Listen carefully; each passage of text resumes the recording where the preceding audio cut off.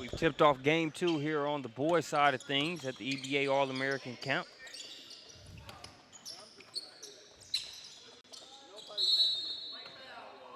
Foul going to go against number 284 there.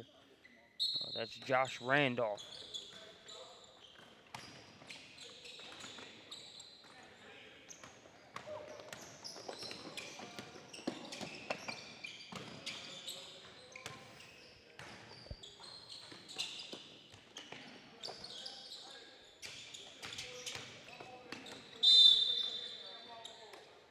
Traveling violation will give it back.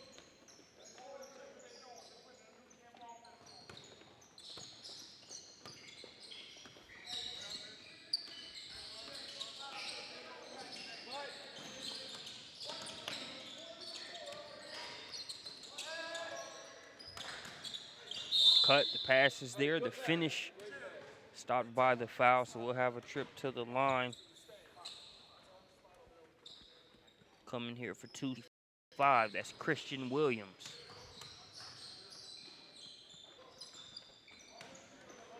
Williams makes the free throw. That'll make it 2-2. Here's Randolph.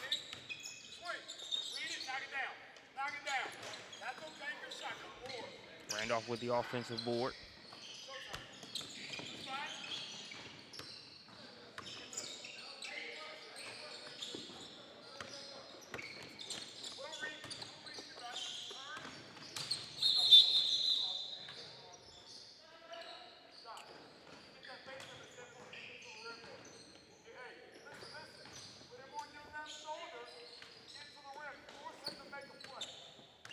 Double dribble there. Gonna go against Gerald Bunsom.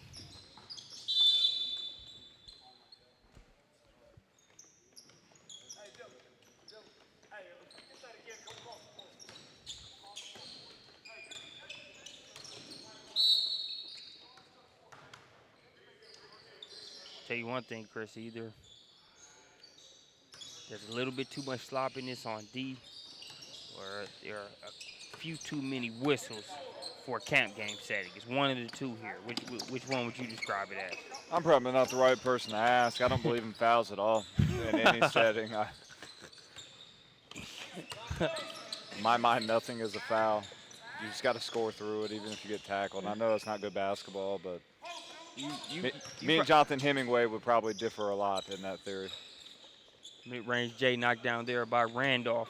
You probably like playing that video game Arch Rivals growing up. I liked playing NBA Street, where you could like knock people down.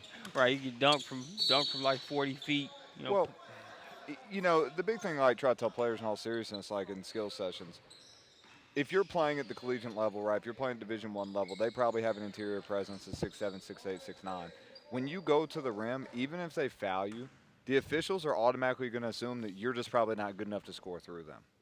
So when you get in these settings and you're in a skill session, you got to understand, like, you can't complain about a foul being called every time because there's also only so many fouls that can be called, right? I remember one time I was coaching, I had a ref, you know, after the game, you know, coach, your players reach and grab like octopuses. All they do is foul. I said, cool, call them all. He says, I can't.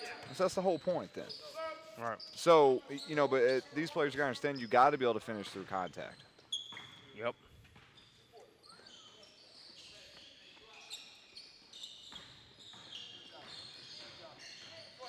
Here we'll have number 298, Dylan Orr, at the free throw line. Marks, do you know when I was coach, I didn't even have a whistle? Like at practice? Like that's how much we didn't stop or call fouls. I can believe it. I can believe it. I think it's better to be built that way versus, you know, you mentioned the officials and things of that nature. And if you're the guy that's always looking or complaining for a foul, you know, you kind of lost half the battle there. Yeah. You know, versus the guy that just going in is looking to initiate contact or just playing through it. He's going to earn that call from the official quicker than the complainer after every play. Most definitely.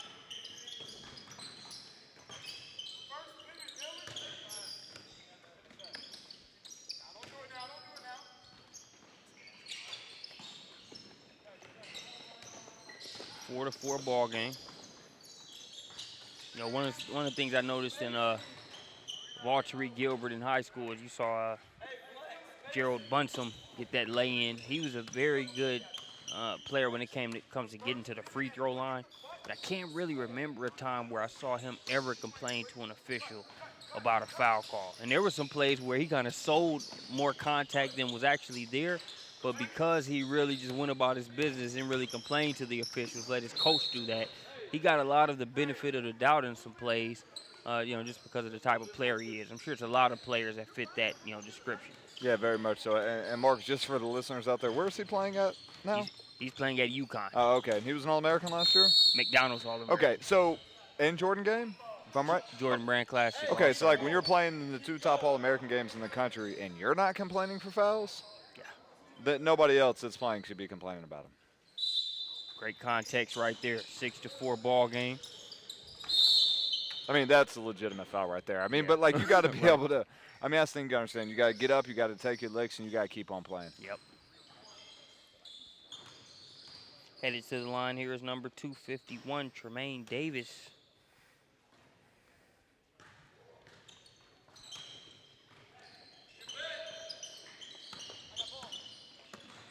Eight to 4. Give me that, says Bunsom. He smacks that one off somebody's head. That's tough right there when you got somebody that can slide over from the weak side and protect the rim like that. We'll take another look at it. He can slide over with plenty to go there. There's the official to stay woke.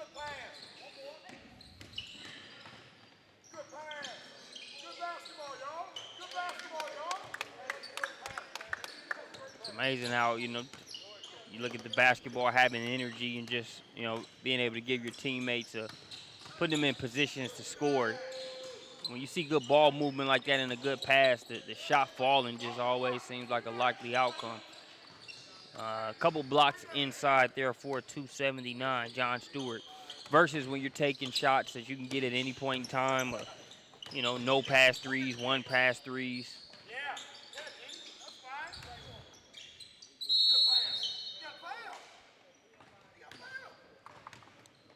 Traveling violation, send it back 10-7.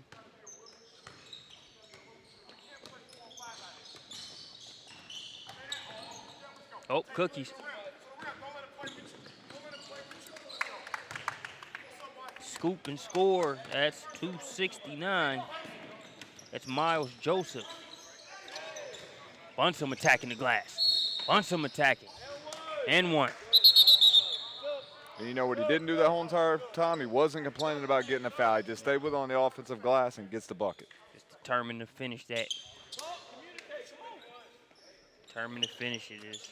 Saw his head coach he's right there along the baseline. Head coach Joffrey Pierce of the Grayson Rams. Players involved with him, they get better programs as well. He's done a good job with a Grayson Rams basketball program. Grayson known primarily for football, as a lot of schools are down here in Georgia, but he's really helped change the culture there when it comes to Grayson hoops. Same Grayson squad that defeated Wheeler High School in last year's playoffs. They were both 6A schools then, and they went on the road to Wheeler and ended their season last year.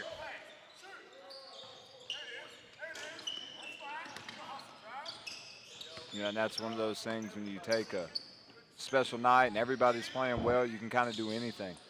When you're able to defeat a Wheeler like that in a state tournament setting. I tell you what, if they defeat Wheeler in the playoffs this year, last year was a great accomplishment. They do it this year, it's that's going to be definitely story worthy. We release our first documentary next week. If they beat that Wheeler squad in this year's playoffs, that might have to be the second piece. You talk about a loaded squad. Those guys easily have 5-6 easy Division I players. On paper, considered one of the top teams in the country. A lot of good talent here in the Atlanta area.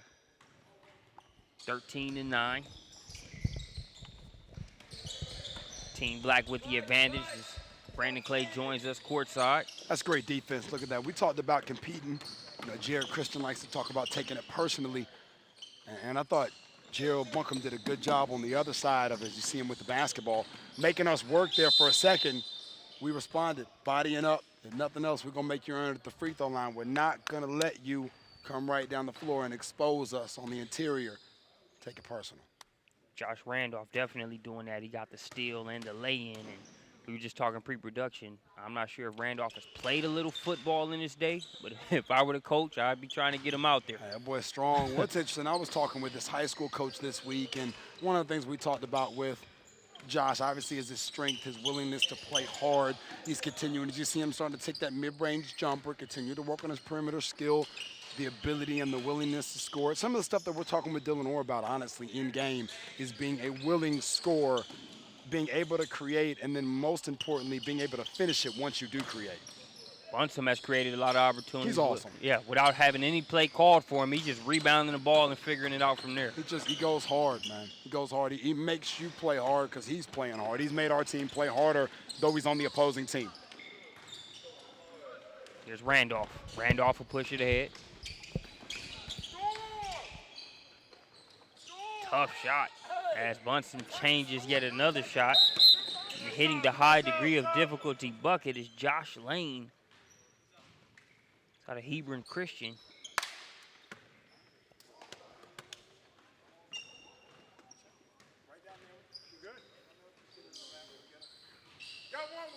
Hebron there in Decula.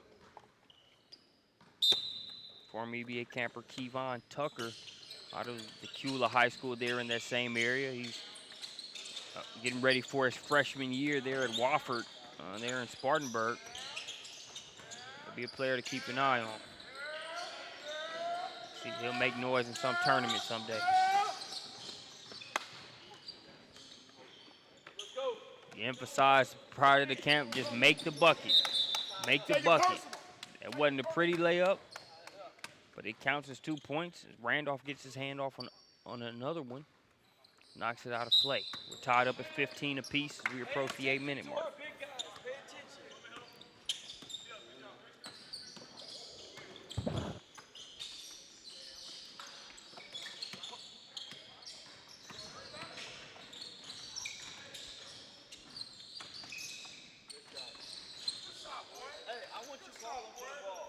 Tough shot there, knocked down by 275. Had a defender draped over him, but Cameron Crow out of Woodstock knocks it down. The pass and the lay-in. 241. Get that number for you here. 241 is Noah Riley. Riley scored that last bucket. 14 Black. This time is 251. Tremaine Davis the second.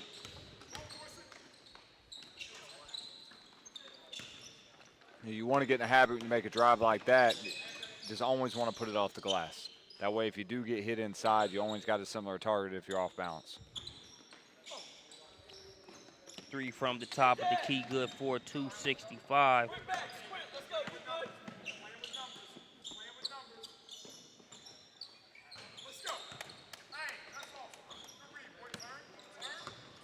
.265.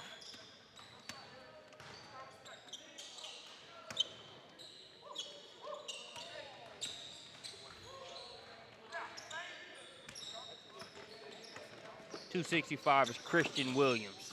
Better late than never, huh? Randolph with a nice move. Couldn't get it to stay down.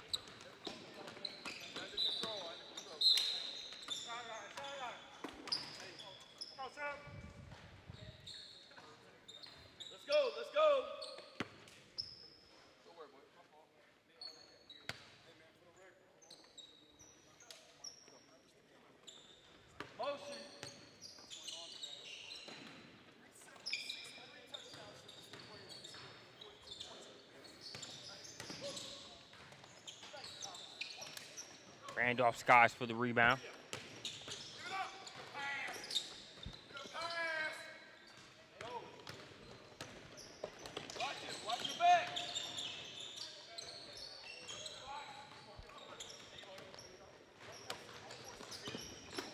Three-point game coming up on the 5-minute mark.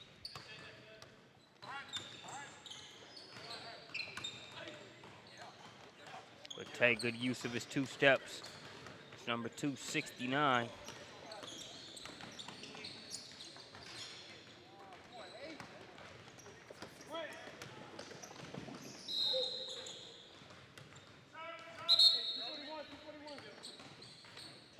So Miles Joseph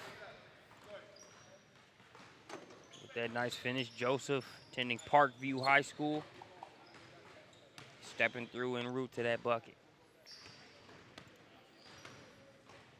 Got a nice press box outside. The Castle themed box here at Central Gwinnett, Parkview High School. If you've ever been to a football game there, one of the better press boxes in the state as well. I think the only press box, in my opinion, better than that one at Parkview is probably the one at McEachern High School, which is more like a college press box. Yeah, McEachern's got some of the best facilities in the country, whether it's basketball or football.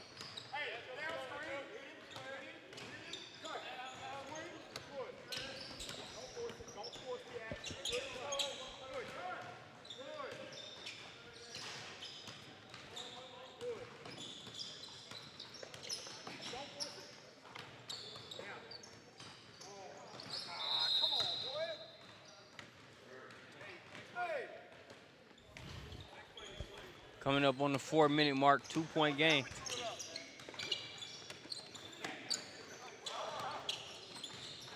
Good pass, threaded the needle, but it slipped momentarily. Ball finds its way right back around. And 251, Tremaine Davis, the second, is able to get the 3 to go. Well, they rule it a 2. Tied up at 25. Nice finish there by Orr inside. And the dish by 281.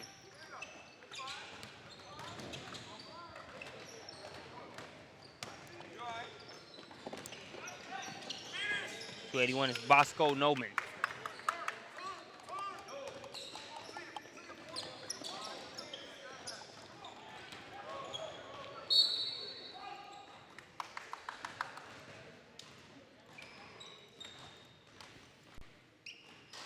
To 29. Take a look at the wraparound pass, or not leaving anything to chance on the layup. Goes up with the gentle flush.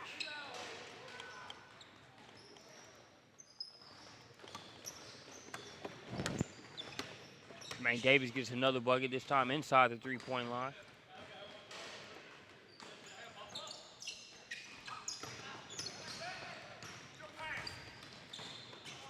Step back 3.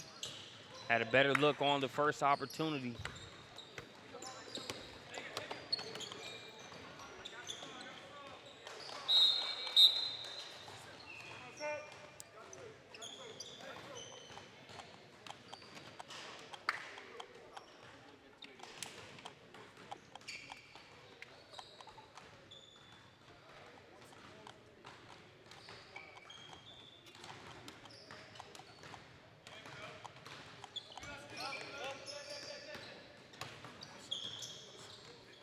Good lay by Josh Randolph.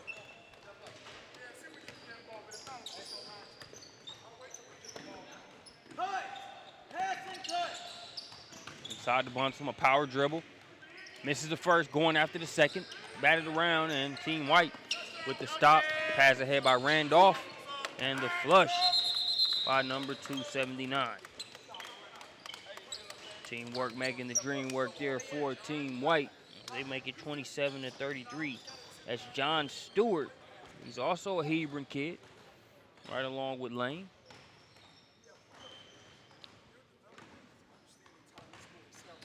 Going up and slamming that one with authority. Hey, let's go.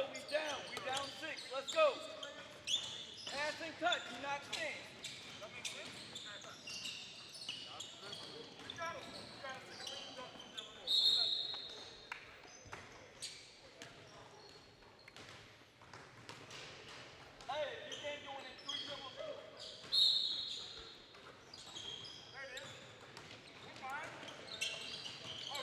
See Coach Jared, one of the coaches here on site, telling one of his players as a litmus test, if you can't do it in 3 dribbles, move the ball around. Randolph getting the roll. I think that's a great coaching point. You know, some of these guys, when you watch professional basketball, once they actually get in a half-court set, like I get if LeBron's dribbling up at half-court, if somebody catches on the wing or does something, they're not going to dribble more than 3 or 4 times. You know, everything's not an and one mixtape with you dribbling up at the top of the key. Yeah, one of the guys I follow on Twitter, I think his name is JB Augustine. He tweeted something along the lines of the same thing you just said. In that offense, you know, these guys are 3-4 dribbles max. That's where the bulk of the points are scored off of. So for the guys that are still practicing these 10-12 dribble combos, good luck with that at the next level. I did see that, and I think Coach McMillan at Norcross retweeted that about trainers working on 12 dribble counters and do all that. I mean, you got to be able to get by somebody 1 or 2 dribbles. You got to worry about that many counters. You see Orr there does get by his defender and finish at the rim. Or with the nice little lay-in.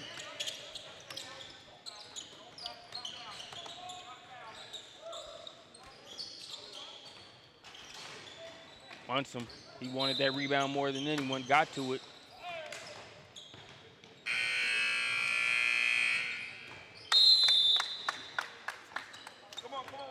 And that will do it. So we'll be back with more from the EBA All-American Camp Session 2.